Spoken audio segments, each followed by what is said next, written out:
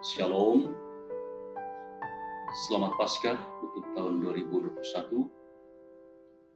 Paskah tahun ini kita rayakan masih dalam suasana pandemi COVID-19. Ditambah lagi dengan kekhawatiran tertentu berkaitan dengan terjadinya serangan teroris berturut-turut pada masa Jumat Agung dan Paskah tahun 2021 ini. Dunia rupanya menunjukkan betapa kebencian itu sedemikian kuat. Bahkan mengatasnamakan Tuhan untuk mengekspresikan kebencian. Tetapi Tuhan Yesus melalui gerejanya justru menyuarakan kasih. Kasihlah dasar kehidupan. Kasihlah dasar untuk menghadapi apapun juga. Dan kasih adalah alat yang paling ampuh untuk melawan kebencian.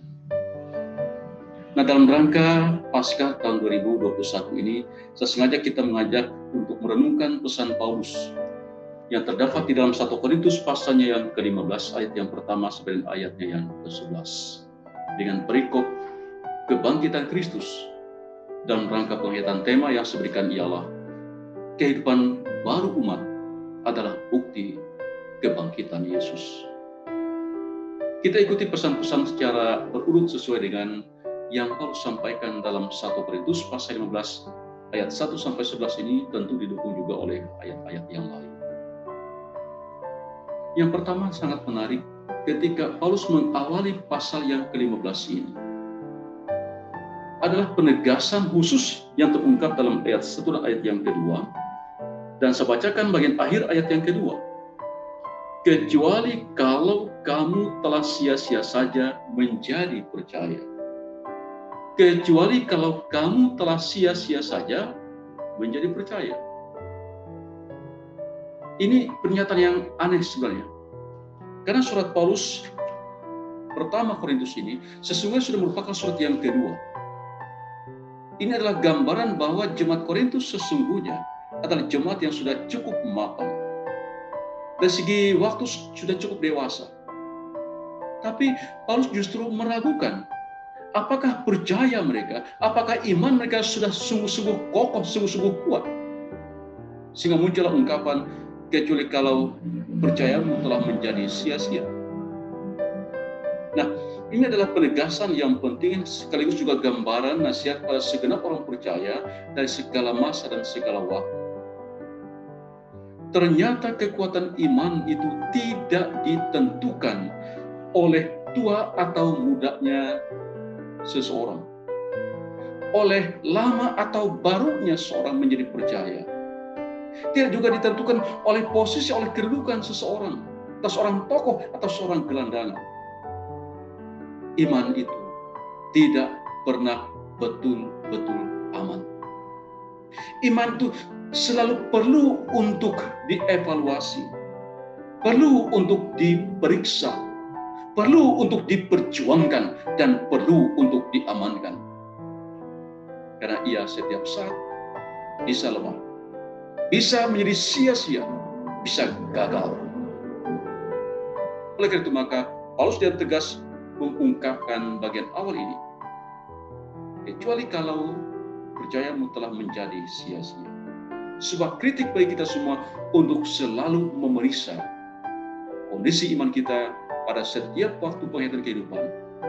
Karena kadang iman itu digoncangkan oleh macam-macam penderitaan.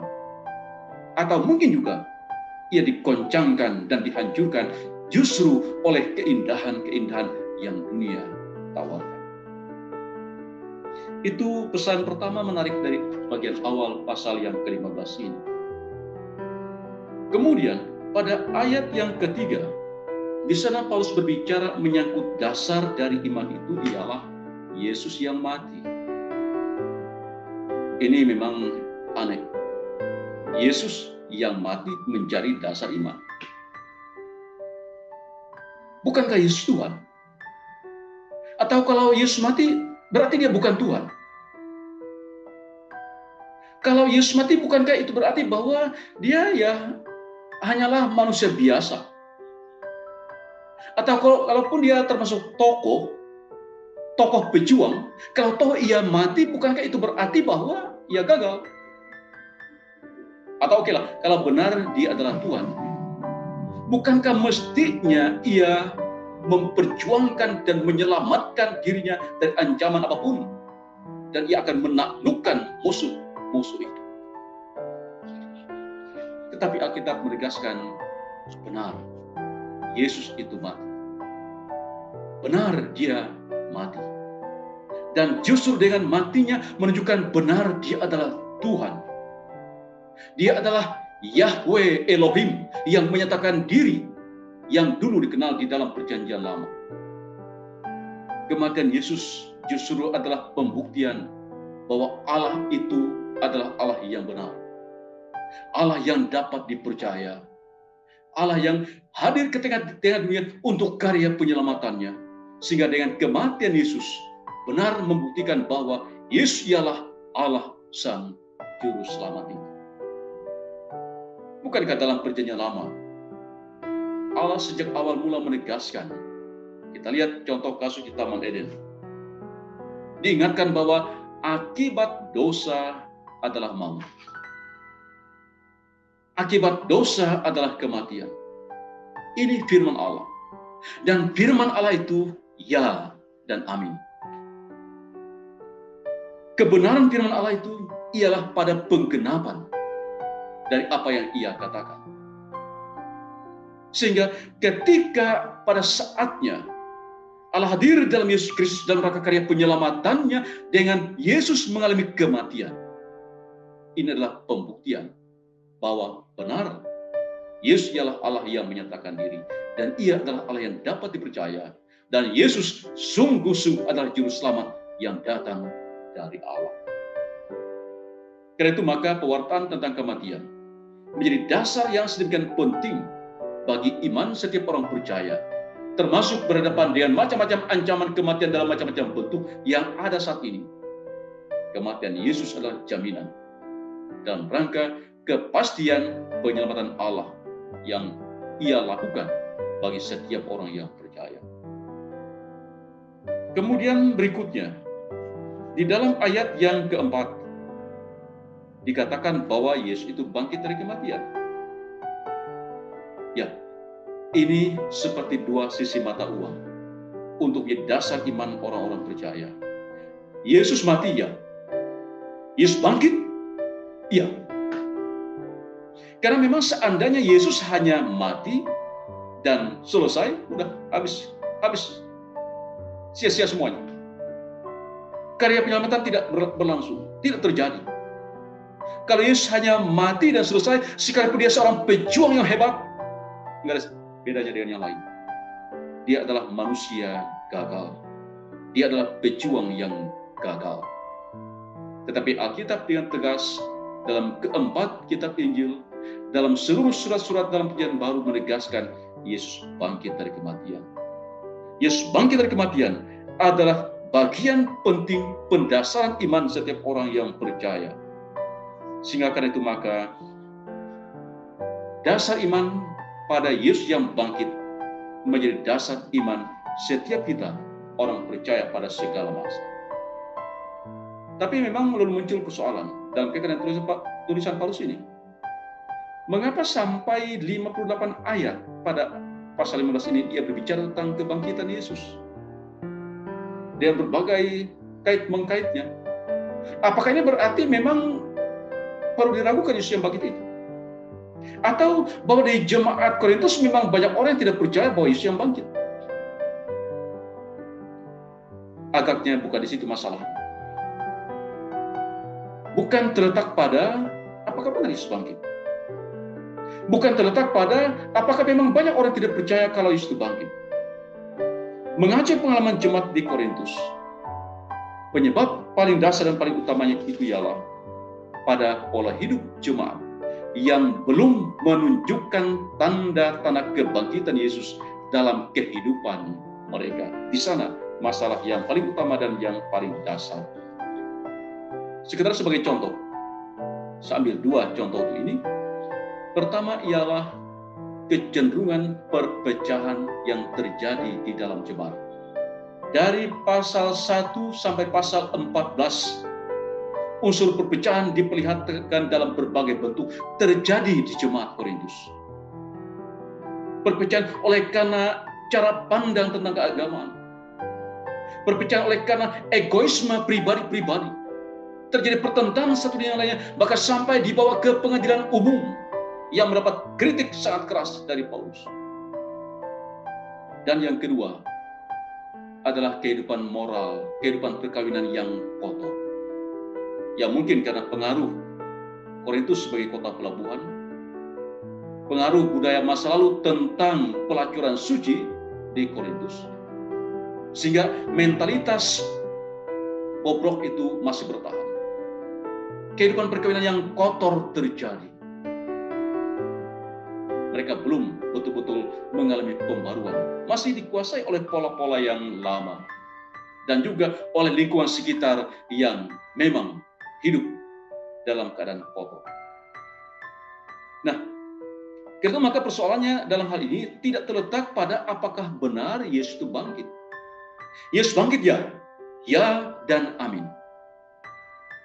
Sehingga sekarang dalam rangka menunjukkan Yesus yang bangkit itu bukan lagi pada pewartaan Yesus yang bangkit, tapi pada penghayatan hidup secara baru dari orang-orang yang percaya kepadanya. Sehingga untuk itu maka sekarang kita akan lihat bagaimana Paulus memberikan contoh. Dan di sini saya ambil contoh beberapa pihak dalam rangka menggambarkan seperti apa kehidupan sebelum Yesus bangkit menjadi bagian hidup mereka. Dan seperti apa ketika kuasa kebangkitan itu sudah menjadi bagian dari kehidupan mereka. Pertama kita lihat pada ayatnya yang kelima. Di sana ada disebutkan nama Kefas. Kefas adalah nama lain dari Simon Petrus.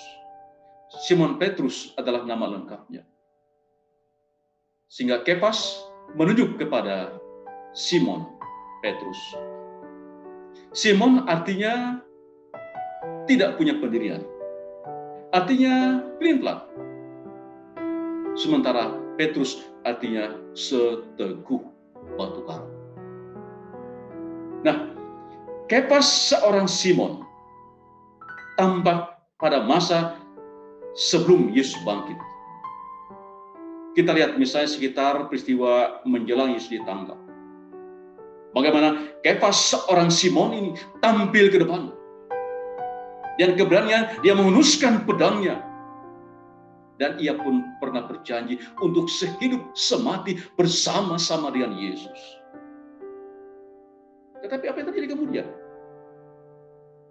Ketika tanda-tanda Yesus dibebaskan tidak mungkin terjadi. Kematian menjadi makin dekat. Maka ia pun menyangkal Yesus. Seseorang yang tadinya berjanji sehidup semati bersama Yesus, sekarang menyangkal Yesus. Inilah seorang Simon. Seorang yang tidak punya pendirian. Seorang yang pelin-pelan. Tapi beda dibandingkan seorang Kefas yang adalah Petrus. Ketika ia telah mengalami kuasa kebangkitan, ia telah berjumpa dengan Yesus yang bangkit, dan kuasa itu bekerja di dalam dirinya. Misalnya ketika peristiwa Pentakosta, ada tuduhan pada saat itu bahwa mereka ini sedang mabuk. Tampillah Petrus ke depan menjelaskan apa yang sedang terjadi pada saat Pentakosta itu. Dia tampil menjelaskan kebenaran ilahi yang sedang terjadi. Berikutnya dalam rangka pewartaan Injil. Oleh karena imannya ia terus mengerjakannya. Bahkan sekalipun pada akhirnya dia harus rela dengan mati yang caranya adalah disalibkan secara terbalik. Ia menjadi seorang Petrus. Kefas seorang Petrus yang seteguh batu karang. Nah, ini adalah gambaran pembuktian yang ditunjukkan oleh seorang Petrus bahwa Yesus bangkit bagi dirinya. Tinggal sekarang kita ya periksa sekarang posisi kita pada posisi di mana?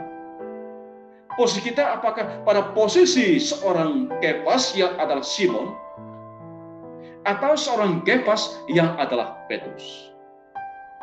Tentu harapannya ialah kita adalah seorang Kefas yang adalah Petrus seteguh batu karang itu. Kemudian contoh kedua, diungkapkan dalam ayat yang kelima bahwa Yesus itu menampakkan diri kepada para murid. Ada berbagai bentuk gambaran tentang para murid ini. Pada masa sebelum mereka dipanggil menjadi murid, pada saat mereka menjadi murid sampai peristiwa kematian, dan bagaimana para murid ini juga nanti sesudah peristiwa kebangkitan. Ada gambaran-gambaran kehidupan mereka. Para murid ini dari segi latar belakang itu beraneka ragam. Dari segi kesukuan, mereka berasal dari suku Israel yang berbeda-beda. Dari segi latar belakang politik, yang berbeda-beda. Dari segi status sosial yang berbeda-beda. Dari segi pekerjaan yang berbeda-beda, beraneka ragam latar belakang dari para murid ini. Tapi sekaligus juga ada gambaran tentang mereka yang berbeda-beda itu. Ada saat yang bersaing untuk menjadi yang paling dekat dengan Yesus, menjadi yang paling utama dan yang terutama. Bahkan dalam mereka itu ada upaya untuk memanfaatkan Yesus dan menyingkirkan yang lain. Ini adalah gambaran para murid. Dan pada saat sekitar peristiwa kematian, mereka menjadi orang yang tercerai-berai. Mereka menyelamatkan diri mereka sendiri. Mereka mementingkan diri mereka sendiri. Tercerai-berai satu dari yang lain. Tetapi itu para murid sebelum berjumpa dengan Yesus yang bangkit, dan sebelum kuasa kebangkitan itu menjadi bagian dari kehidupan mereka. Ketika Yesus sudah berjumpa dengan mereka, dan kuasa kebangkitan itu menjadi bagian dari kehidupan mereka, para murid ini kemudian berkumpul di Yerusalem. Atas pertolongan kuasa Roh Kudus, mereka menjadi orang-orang yang pemberani. Mereka tampil ke depan. Dan dalam kebersamaan mereka menjadi cikal bakal hadirnya jemaat perdana, jemaat mula-mula itu. Dan kemudian mereka berpisah, bercerai-berai, bukan karena perselisihan, bukan karena pertentangan, tetapi bercerai-berai justru dalam rangka kewartaan Injil, membuat Injil tersebar bahkan sampai ke ujung bumi. Inilah para murid. Nah, gambaran para murid juga sekaligus merupakan gambaran gereja pada segala masa. Gereja itu berisi orang-orang yang berbeda-beda. Lumrah, bahkan patut disyukuri, entah apapun yang menjadi dasar perbedaan ini. Walaupun memang selalu ada yang menjadi ancaman dari tiap-tiap perbedaan. Dia bisa menjadi ancaman perpecahan. Dia bisa menjadi penyebab terhambatnya berbagai macam kegiatan dan aktivitas gereja oleh karena macam-macam beda. Tapi di sini dalam teks kita ini menegaskan bahwa ketika kuasa kebangkitan bekerja di dalam diri para murid, di dalam gerejanya, justru perbedaan menjadi kekayaan untuk membangun persekutuan. Kadang juga gereja bisa terancam ketika ada orang bersaing dan bisa saling jatuh-menjatuhkan. Ini ancaman yang selalu ada dalam sejarah gereja, dalam kehidupan bergereja. Tapi pengalaman Paulus dan juga para rasul sebelumnya menggambarkan bahwa kehidupan bersama itu, di dalamnya memang ada perbedaan. Di dalamnya ada upaya untuk mengerjakan yang terbaik yang bisa dikerjakan oleh masing-masing. Dan di dalamnya perlu dibangun dalam semangat persekutuan. Termasuk para murid sebagai gambaran jemaat perdana yang rindu untuk ada bersama-sama bersekutu. Yang perlu juga kita jaga, kita pelihara di jemaat kita masa kini. Kita saat ini menjadi katakanlah semacam tercerai-berai oleh karena COVID-19. Kita tidak bisa berhimpun dengan baik seperti halnya yang sudah-sudah dalam hidup bergereja, dalam keluarga, dalam kebaktian keluarga, dan macam-macam ibadah lainnya oleh karena kita menjaga protokol kesehatan. Tapi kita coba sekarang maknai hal itu bukan sebagai gambaran terpisah-pisah. Justru gambaran menjaga persekutuan, penghayatan persekutuan. Sehingga karena itu maka kerinduan untuk bersekutu perlu kita jaga, perlu kita pelihara. Walaupun pada tataran praktisnya kita terpisah satu dari yang lain. Contoh berikutnya dari nas kita ini, bagaimana membuktikan Yesus yang bangkit itu, diungkapkan pada ayatnya yang ke-7 tentang pengalaman seorang Yakobus di sana. Digambarkan bahwa kemudian Yesus pun juga menampakkan dirinya kepada Yakobus. Yakobus ini adalah saudara Tuhan Yesus. Walaupun ada juga tafsir yang lain mengatakan bahwa Yakobus ini adalah saudara sepupu dari Tuhan Yesus.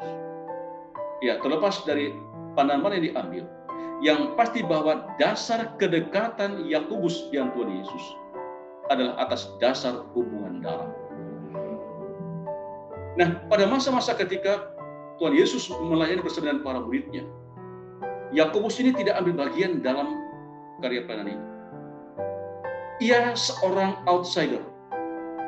Dia seorang yang ada di luar. Dan cenderung dia menjadi seorang kritikus yang mencoba mencari kelemahan kekurangan dari apa yang Yesus lakukan dan juga para muridnya. Tetapi itu seorang Yakobus sebelum ia mengalami perjumpaan dengan Yesus yang bangkit. Nah, sesudah ia berjumpa dengan Yesus yang bangkit, ada perubahan pada diri seorang Yakobus. Ia ambil bagian dalam karya pelayanan yang sudah Yesus lakukan, tidak didasarkan karena hubungan darah, karena kedekatan. Tapi ia ambil bagian karena memang itu bagian yang harus ia kerjakan. Ia tidak lagi mau hanya sekedar sebagai pengamat, sebagai seorang outsider, sebagai seorang yang hanya mengkritik saja, tapi ia tampil ke depan sebagai pelaku utama. Bahkan kemudian Yakobus inilah orang yang menjadi ketua majelis jemaat pertama di Yerusalem. Inilah cara seorang Yakobus membuktikan bahwa Yesus itu bangkit dari kematian. Ia tampil ke depan, tampil sebagai pelaku utama. Dan kemudian ia menjadi orang yang menjadi pemimpin di jemaat Yerusalem itu. Nah, ini pengalaman Yakobus ini juga adalah pengalaman yang bisa menjadi kritik dan juga penguatan untuk kita. Menjadi kritik ialah misalnya bagi orang-orang yang ya memang hanya tukang kritik, yang hanya bisa mencari kelemahan kekurangan orang lain dalam rangka membangun hidup gereja, dalam rangka pelayanan gereja, yang kerjanya hanya mencari kelemahan, mencari kekurangan dan mengkritik, lalu selesai di situ. Juga kelemahan lain yang digambarkan oleh seorang Yakobus yang bisa juga terjadi dalam kehidupan kita ialah kita hanya rindu pada peran orang tua keluarga kita di masa lalu. Misalnya, di sini gereja ini jemaatnya ada karena kakek nenek saya dulu. Bapak saya dulu itu besar perannya di sini. Tetapi sekarang apa peran yang besar? Itu rindu masa lalu. Nah, pengalaman Yakobus ini menegaskan bahwa jangan lihat yang dulu, yang sudah dulu, yang orang tua kita kerjakan, tapi apa yang aku kerjakan, apa yang kita kerjakan, itu yang diperlukan. Itu pembuktian Yesus bangkit dari kematian. Termasuk pula dalam rangka pengalaman seorang Yakobus ini. Ia sekarang mau tampil. Ia mau tampil ke depan. Ia mau tampil jadi pelaku. Ia merasa rugi kalau ia di luar. Kalau ia hanya mengamati. Kalau ia hanya melihat. Kalau ia hanya mengkritik. Tapi ia merasa bersyukur dan beruntung kalau ia bisa ambil bagian mengerjakan apa yang bisa ia kerjakan dalam rangka membangun kehidupan bersama sebagai pembuktian Yesus hidup baginya. Ini pengalaman seorang Yakobus yang sangat-sangat bagus menjadi cara dan pengalaman kita membuktikan Yesus bangkit bagi kita. Berikutnya kita bisa lihat pengalaman seorang Paulus yang diungkapkan dalam beberapa ayat dalam teks kita ini. Mulai ayatnya yang ke-8 sampai dengan ayatnya yang ke-10. Di sana digambarkan bagaimana proses seorang Paulus yang tadinya seorang yang memusuhi gereja, yang memusuhi Tuhan Yesus, kemudian Allah tangkap untuk menjadi alat di tangannya. Dan ketika Paulus menjadi alat di tangannya, menjadi hamba Tuhan, ia kemudian tampil sebagai seorang yang sedemikian bersungguh-sungguh dalam karya pelayanannya. Dan secara sangat khusus diungkapkan pada teks kita ini. Ada ungkapan pada ayatnya yang ke-10 bagian akhir. Sebaliknya, aku telah bekerja lebih keras daripada mereka semua. Tetapi bukannya aku, melainkan kasih karunia Allah yang menyertai aku. Paulus dalam rangka pembuktian ia melalui perjumpaan dengan Yesus yang bangkit. Dan kuasa kebangkitan itu menjadi kuasa yang mendorong, yang mengarahkan, yang menjadi sumber kekuatan dia. Ialah ia menanamkan di dalam dirinya jiwa berlomba. Bukan merendahkan yang lain. Bukan meniadakan yang lain. Tapi dia mau tampil lebih baik dari yang lain. Lebih baik dari yang lain. Lebih baik dari yang lain. Ia tanamkan pada dirinya. Dan memang hal itu ia lakukan dengan bersungguh-sungguh. Ia mengabarkan Injil ke berbagai tempat, berbagai wilayah, melampaui batas-batas keyahudian. Sampai akhirnya ia pun harus rela sekalipun ia dibunuh dan kepala dipenggal menggunakan guillotine di Roma. Ini cara seorang Paulus membuktikan Yesus bangkit. Yesus bangkit dan kuasa kebangkitan menjadi bagian dari kehidupannya. Nah, ibu bapak, saudara-saudari yang kekasih di dalam Tuhan, pengalaman Paulus ini juga adalah pengalaman yang bisa terjadi pada sepanjang sejarah gereja, juga dalam kehidupan masa kini. Pengalaman Paulus ini juga menjadi pengharapan juga yang membangun kerinduan, membangun pengharapan-pengharapan baru, membangun semangat baru bagi gereja masa kini.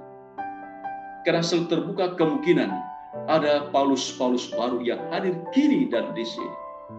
Paulus baru yang tadinya sebagai seorang musuh gereja, musuh Kristus. Kemudian ia justru menjadi hamba yang setia, yang melayani setia gereja dan Kristus sang kepala gereja itu. Itulah sebabnya maka pengalaman Paulus ini menegaskan kebencian. Jangan dilawan dengan kebencian. Kebencian yang dilawan dengan kebencian akan menghancurkan semua. Tetapi kebencian yang dilawan dengan kasih, ia akan membuka ruang-ruang baru bagi Allah untuk mengerjakan perkara-perkara melampaui dari apa yang bisa kita pikirkan dan apa yang bisa kita kerjakan. Itulah hebatnya warta Paskah itu. Yesus yang mati, Yesus yang bangkit. Paulus yang musuh Yesus, yang musuh gereja, menjadi hamba yang setia, dan Allah mengerjakan itu menjadi perkara yang sungguh luar biasa. Dan saudara bersama saya adalah bagian dari buah karya itu. Dan menjadi penting juga pengalaman serta semangat seorang Paulus di sini ialah jiwa berlomba. Jiwa berlomba untuk mengerjakan yang terbaik yang bisa saya kerjakan, yang bisa kita kerjakan. Bukan berlomba dalam arti menyisihkan, menjatuhkan yang lain, tapi mengerjakan yang terbaik yang bisa kita kerjakan. Dan bila tiap-tiap orang sesuai dengan talentanya berlomba pada dirinya mengerjakan yang terbaik, bahkan lebih baik dari yang lain untuk membangun persekutuan, yakin dan percaya, buah-buah Paskah itu, bukti-bukti kebangkitan Yesus itu kita hadirkan dan akan menjadi nyata. Karena itu, ibu bapak, saudara-saudari yang kekasih dalam Tuhan, sekalipun kini kita ada di era pandemi COVID-19 yang belum juga selesai, ditambah lagi dengan kekhawatiran karena serangan terorisme yang terjadi. Bersama Yesus yang mati, bersama Yesus yang bangkit dari kematian, kita bisa hayati Paskah, kita hayati pengorbanannya, kita kemudian buktikan bahwa kita mengalami kebangkitan itu, dan kita hadir dengan cara hidup yang baru, yang lebih baik lagi, yang lebih berkarya lagi. Karena Yesus sungguh bangkit bersama kita. Selamat merayakan Paskah. Tuhan Yesus memberkati. Amin.